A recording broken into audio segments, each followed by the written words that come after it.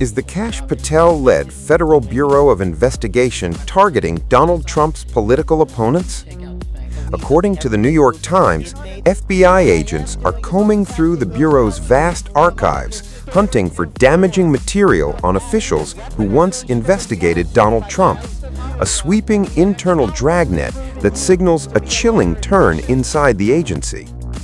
FBI officials claim it was an essential task in ending what they denounced as the weaponization of law enforcement by the Democrats.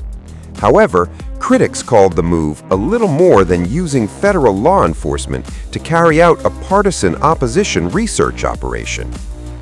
After Kash Patel took over as the FBI chief in February, the agency personnel have been going through case files, internal Justice Department correspondence, and other sensitive document materials to find documents allegedly intended to discredit federal law enforcement officials who probed Trump and his allies. The FBI operation is apparently sourced from three streams. There's the FBI files in response to long-standing inquiries by Republicans on Capitol Hill, documents found through self-generated searches, and self-described whistleblowers, at least one from the FBI, who passed on sensitive documents from Trump investigations. As per current and former officials, Patel trumpeted his dismantling of the FBI unit that worked with Jack Smith, the special counsel who twice indicted Trump. Patel had called the unit a corrupt CR-15 squad, alleging that it blatantly weaponized law enforcement and politically targeted individuals.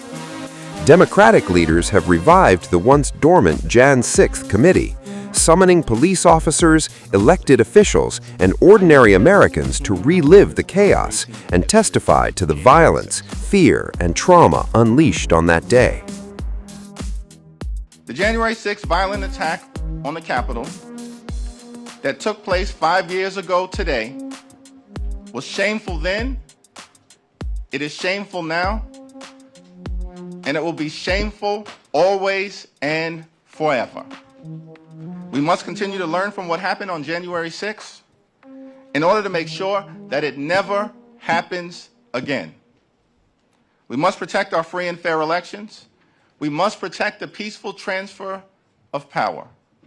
We must protect the preeminence of the rule of law. And we must protect the eternal commitment to a democratic America, which remains the last best hope on earth. Violence is never acceptable. It must be unequivocally condemned by the President and our fellow Americans, not selectively ignored or pardoned. I implore America to not forget what happened on January 6th. We must refuse to accept the normalization of violence. In this deeply divided time, I believe the vast majority of Americans have so much more in common than what separates us. Why has the president continued to focus on erasing the history of January 6th?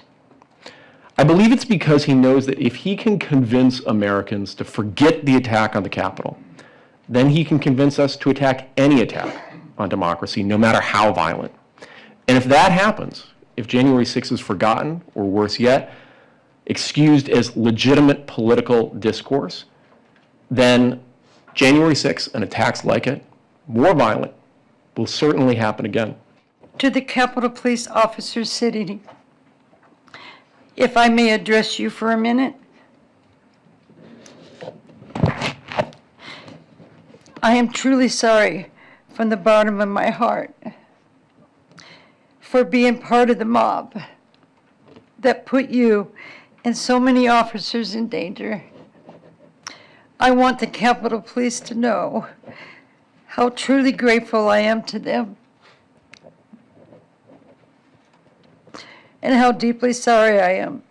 I can't believe people are still disrespecting you and trying to lie about January the 6th.